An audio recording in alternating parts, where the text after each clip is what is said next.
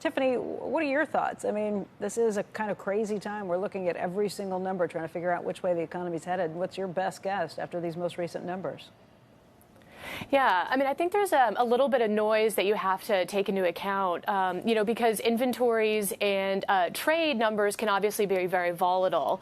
And if you kind of dig into the details of the third quarter GDP number, what you find is that when you exclude those more volatile categories, growth was actually pretty subpar. So for the year as a whole, excluding those categories, we call that final domestic demand, growth is sub 1% at this point, and that's coming off of a really robust year of 5% last year. So growth has decelerated, kind of core growth has decelerated quite a bit, and that's even before you're really starting to feel the effects of Fed policy and Fed tightening, because that works with a lag.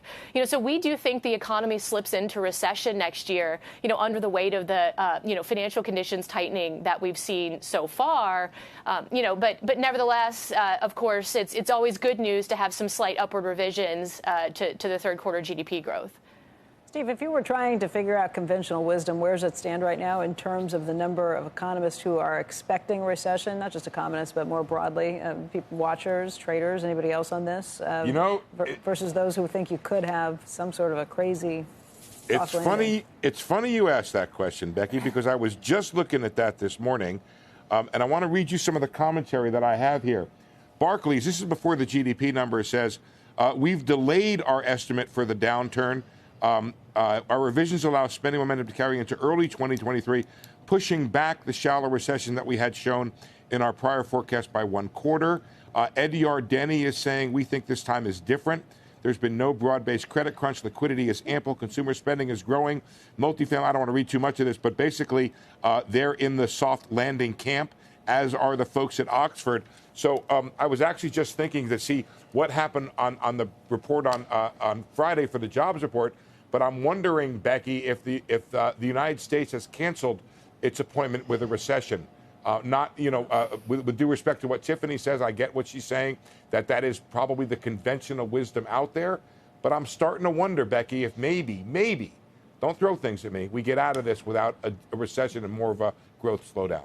I can't throw anything at you because you're not in studio. But Tiffany, let me tomorrow. ask you, how? I mean, it seems like this is. I don't know how long you've been doing your job, but it seems like this is probably one of the more difficult scenarios to try and figure out. It's not like the globe is moving in lockstep. We had a conversation with the former Prime Minister of Australia earlier this morning, just talking about how China has so much sway over what happens to anybody, and if they have a recession at this point, that will have some serious global ramifications. How do you put that into your models? What are you thinking?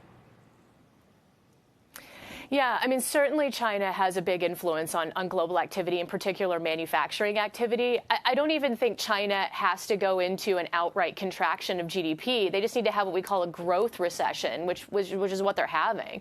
So growth slowing in China as a result of, the credit policies and the housing policies that they had last year and the effects on the economy, is impacting global manufacturing activity, certainly. And that's going to continue to weigh on global activity. But, in addition to that, obviously we've had, the war in Ukraine, which is having a big impact on Europe. We think Europe probably slips into recession, Germany as a result of all of that geopolitical turmoil. And of course, that global backdrop, is in addition to the financial conditions tightening that we've seen, is going to make it very difficult, in our view, for the U.S. to escape some sort of mild recession. In addition to that, it does look like the underlying trend in inflation in the United States is around 4%. And to bring that back to 2%, we estimate you got to get the unemployment rate up maybe close to 5.5%.